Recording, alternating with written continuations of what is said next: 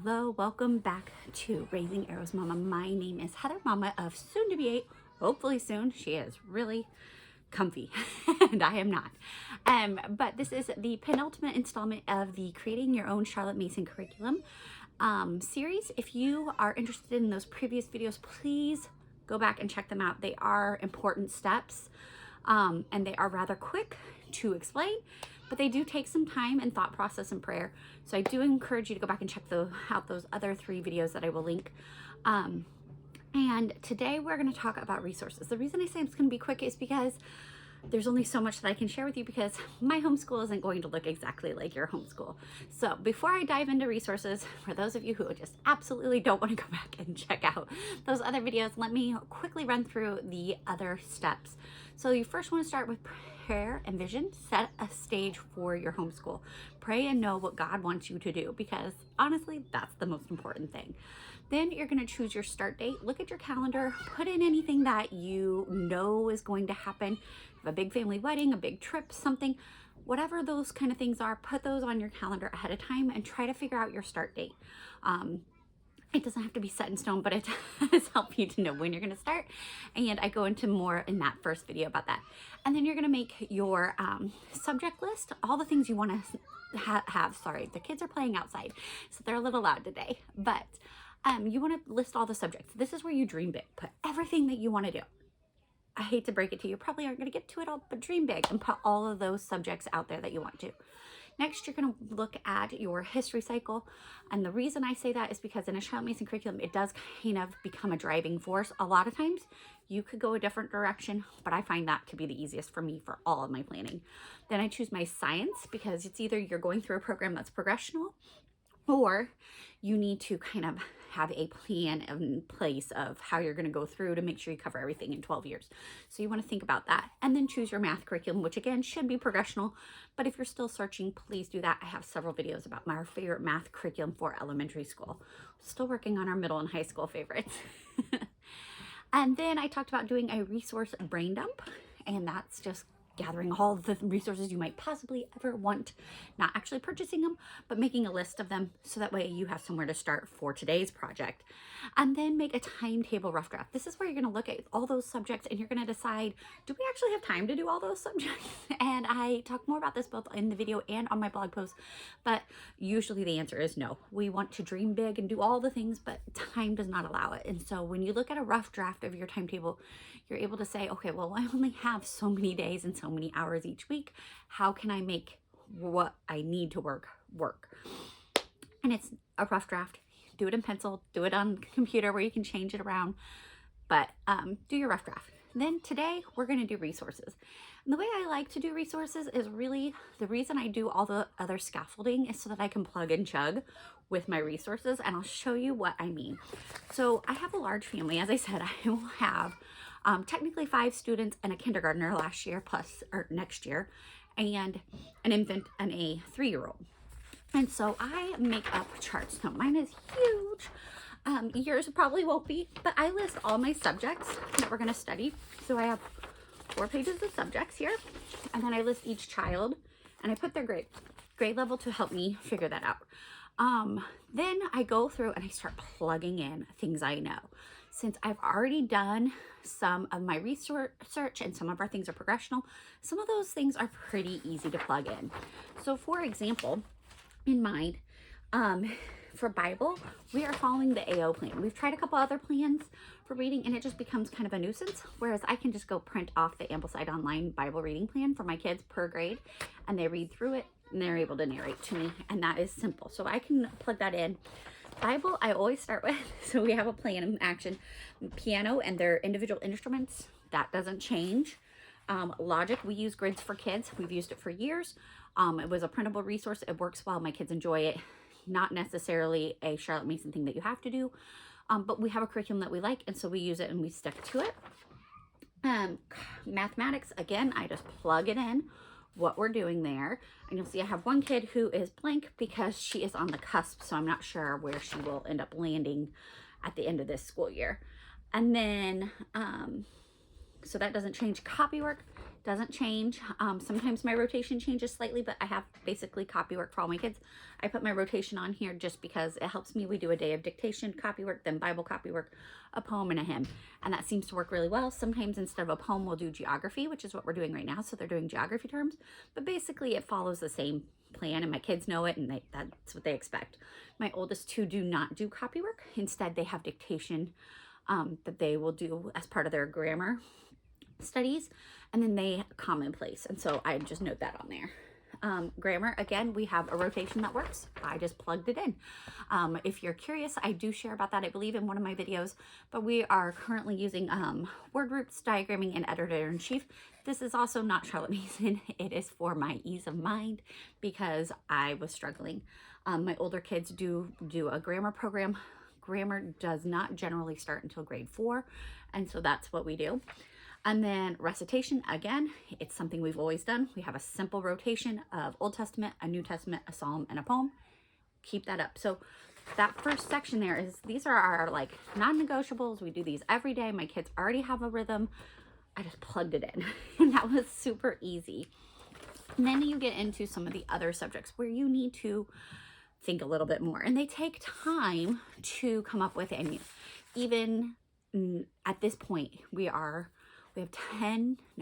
8 weeks left of school, and I'm still changing a few things every now and then. A book isn't working and we have to drop it, or we're not gonna have time for it, things like that. And so this is where I have to be more specific, but I also need to be very lenient. And so the other sections I have are literature, which I share a post about how I have changed up how I did literature this year. My kids always choose a poetry book. I let them choose what poet. We have an extensive poetry collection, which allows us to do that. If I didn't, I would probably follow the Ambleside online program because you can buy their books and it goes through several poets and does a very good job. We always have biographies in a couple different categories, and then history spines. Again, these are things that I haven't figured out fully for next year yet, because those are the harder things. That's where I'm going to have to go through and read the books to choose. But then when I get down to science, we have a program that we're following, and I share about that in the resource dump video. And we use Sabbath Mood, and I have these forms back on that blog post, and I just go to the next thing. So like next year, we're starting back over with forms 2 with our family rotation, which our family rotation, you can choose to do it in whatever order you want. But for us, I just have a rotation and I mark where we're at, and then we just do the next thing. And it makes my life much simpler. If you're using Apologia or Berean Builders, those are also programs that I recommend. Just do the next thing and that makes your science a little bit easier. Same with special studies. We're using Sabbath Mood loosely, and I do share what our family is doing and also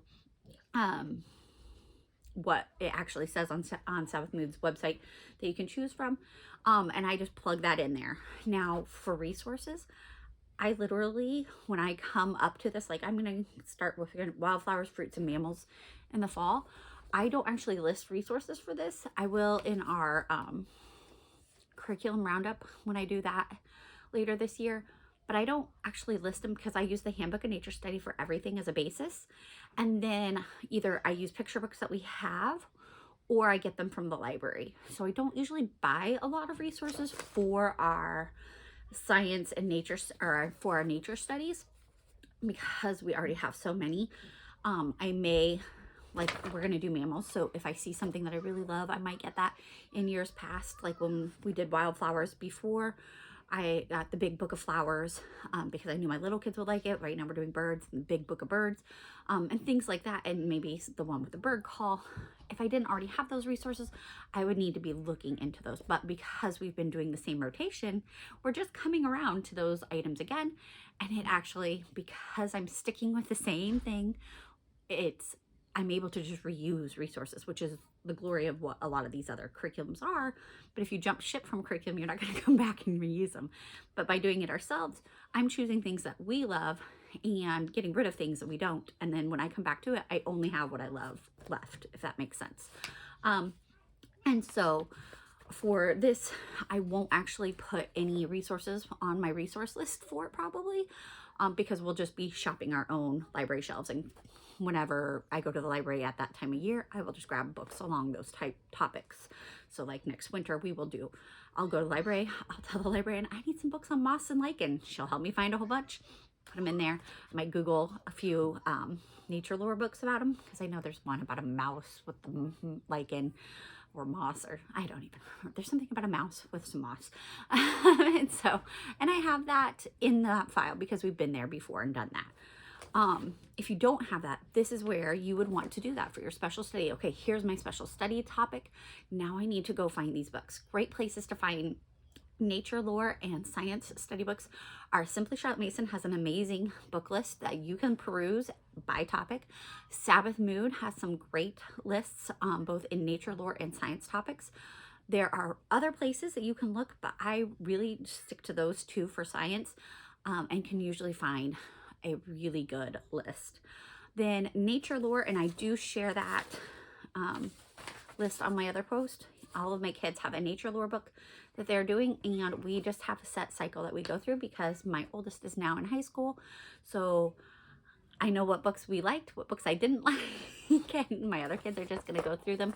I might change it up like for a specific child if they really can't handle it. But for the most part, we have really enjoyed those particular books, and so we're just going to continue using them. Again, Sabbath Mood, Simply Charlotte Mason have great nature lore books and science recommendations, both for elementary all the way up to high school. Then is some other things that I don't have figured out, which would be geography, foreign language, government, history, and literature are not finalized for me yet. It's okay, it's March. I'm still working on it.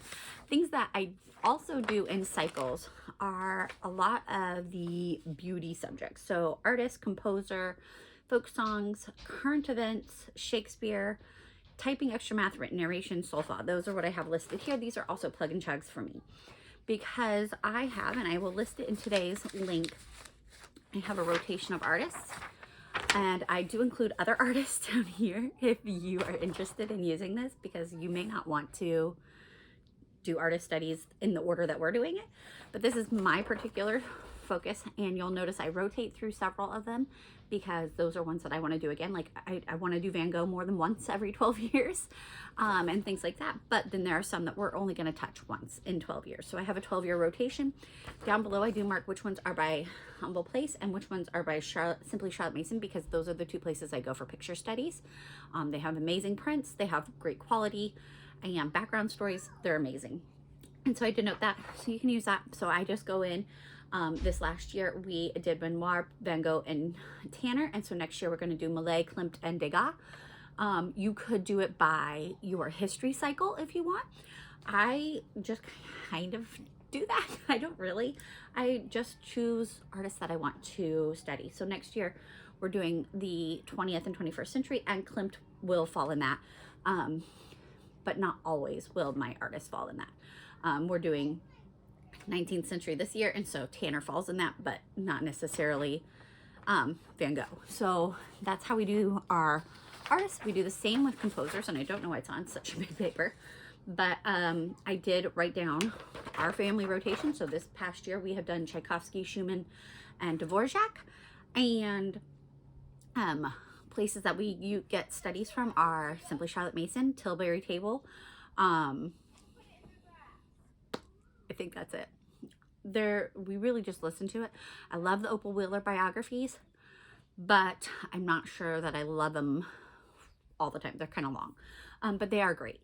And so you can use those as well. If you don't want to use our rotation, I have them broken down by several broken down by their music period. But you could do whatever you want. Ones that we do repeat, Handel, we repeat Beethoven, Bach, Brahms, Vivaldi, Mozart. And so, there's some of those that we will repeat multiple times over 12 years because they are such popular ones, and they're some of my favorites. But there are so many others that, you can't, with artists and composers, you're never going to cover all of them in 12 years. So choose ones that you want to do. Amblesite Online has a great rotation as well, and resources, and they link it all if you are not wanting to do this part of it. But I have this list. You can just highlight once you've done one, go on to the next one, you know, however you want to do it. And then I do the same thing with Shakespeare.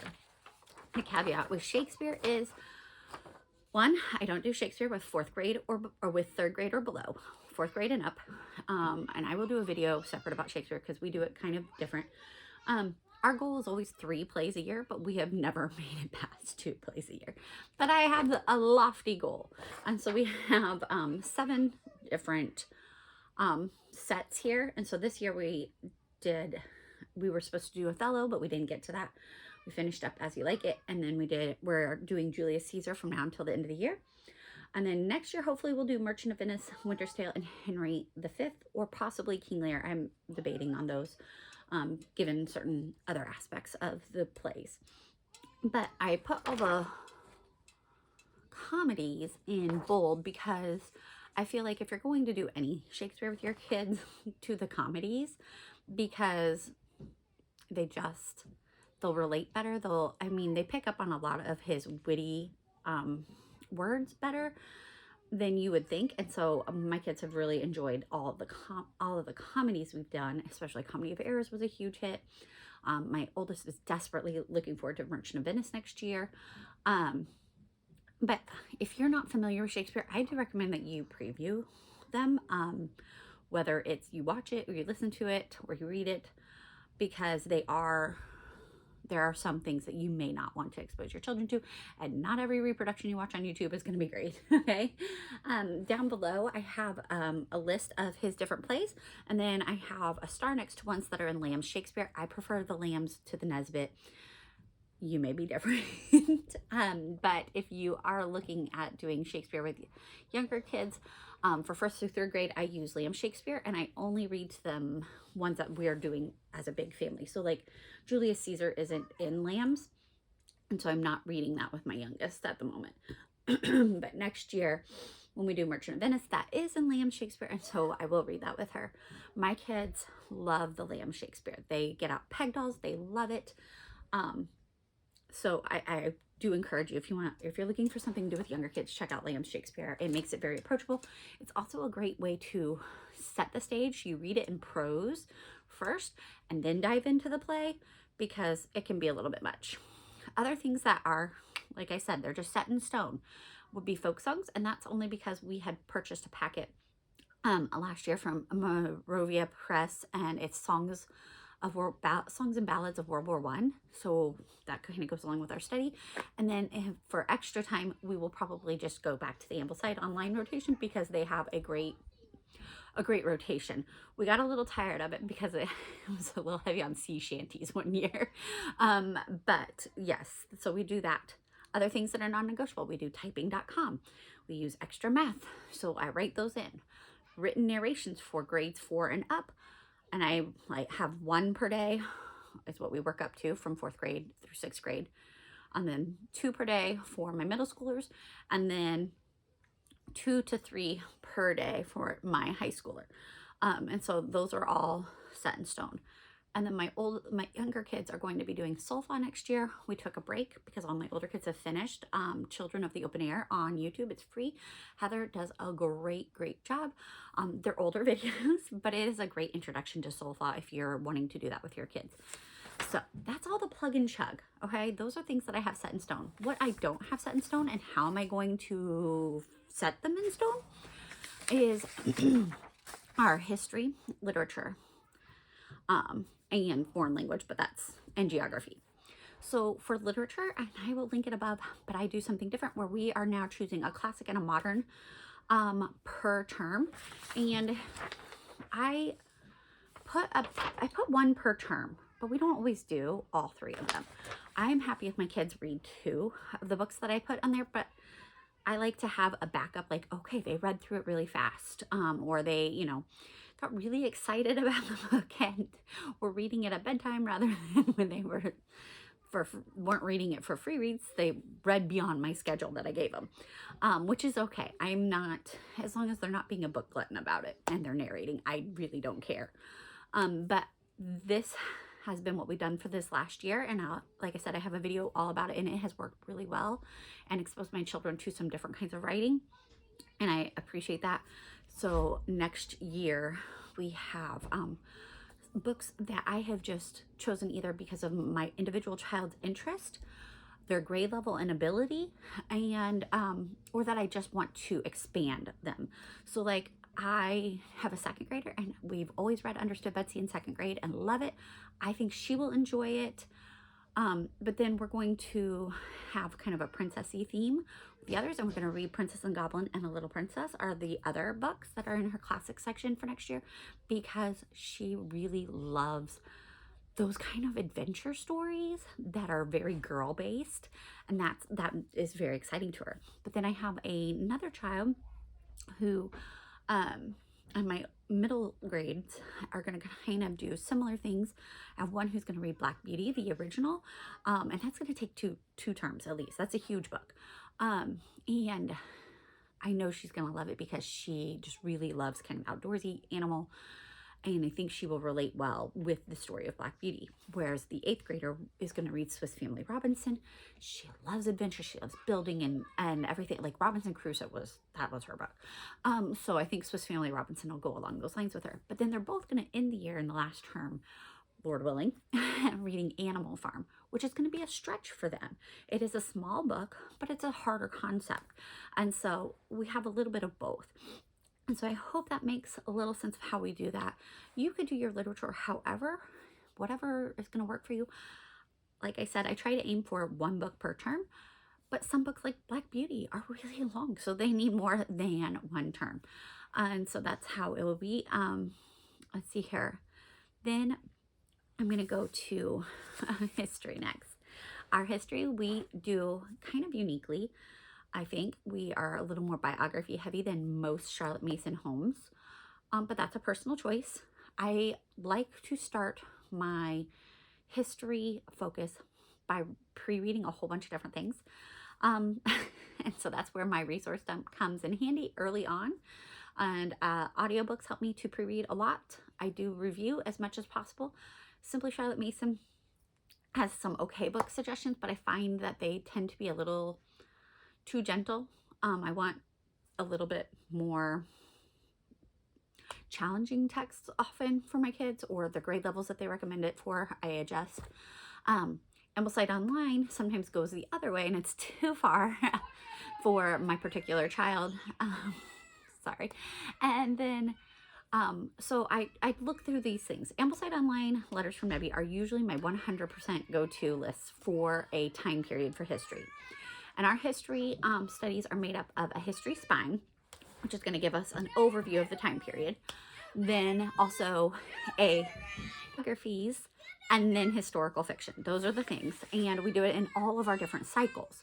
So that's what makes it a little bit tricky. For history, our spine, we have done it a couple of different ways where I read aloud, where they have their own individual. It just depends what works. I really love the Genevieve Foster books, like Augustus Caesar's World, Captain John Smith's World, George Washington's World, and Abraham Lincoln's World. She doesn't have one really for modern.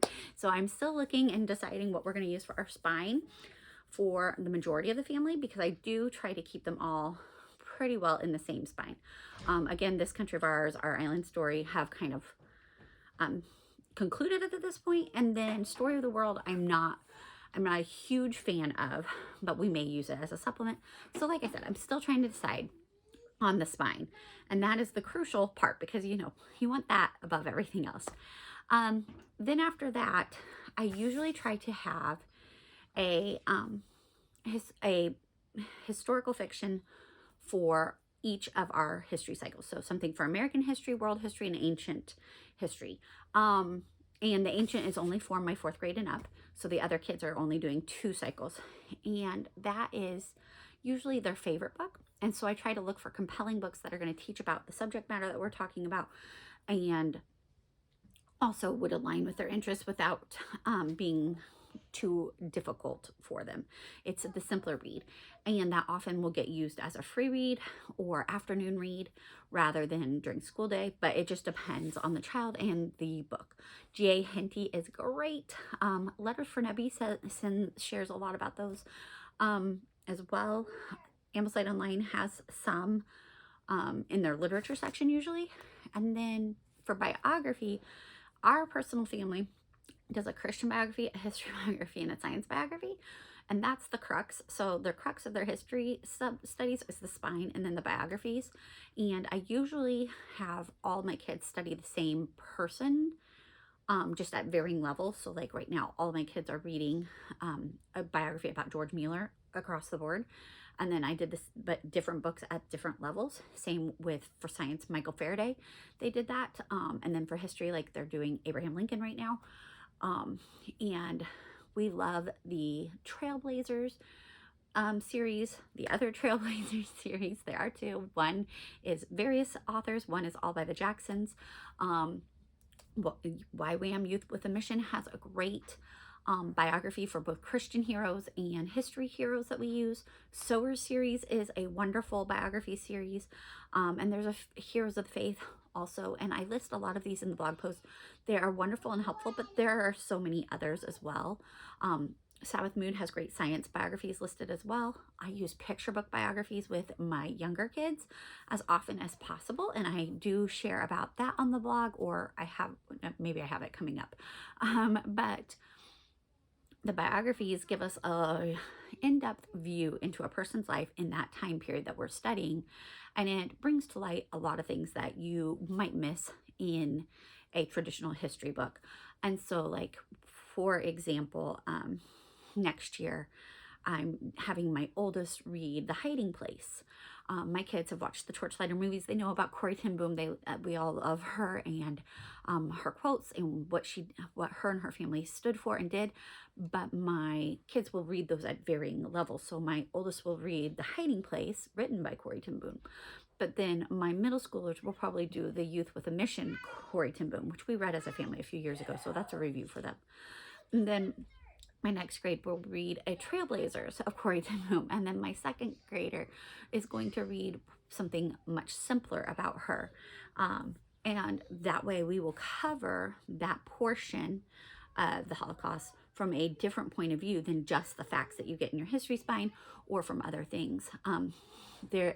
There are so many for the 20th and 21st century that I haven't narrowed those down. But would I put her in the Christian or biography, or do I put her in the history heroes? That I'm not sure about yet. We will be doing things a little bit different because there's so much for this next particular history cycle. And so, like I said, these are ones I'm still figuring out, and it requires a lot of pre-reading, getting books from library, listening to books, and things like that. And so that's what I'm doing. But eventually I will plug all those in, and I will have probably not one per term because we are doing things a little different. And then last but not least is geography. Ambleside Online has a great geography reputation. However, my kids have not enjoyed their geography books from about 3rd grade on. They just have not enjoyed that from Ambleside Online. We did the visits group from Simply Charlotte Mason. It was very picture book heavy. It does great with mapping skills. We just didn't love it. We just didn't love it, and it wasn't a good fit for us. This past year, we've tried Mater and Mabelis's younger grades, and it is a free Catholic Charlotte Mason homeschool. You can find online their resources and a lot of other things, and you can purchase things as well. But we use some of their free resources, and that has worked really well for us to review some basics before we dive back in. And then I kind of did my own thing.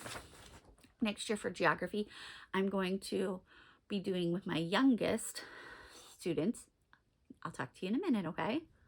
With my youngest student, I'm going to be doing Charlotte Mason's elementary geography and Long's home geography, which are what Ambleside Online recommends, and we're going to go through that rotation because it works really well for those younger grades.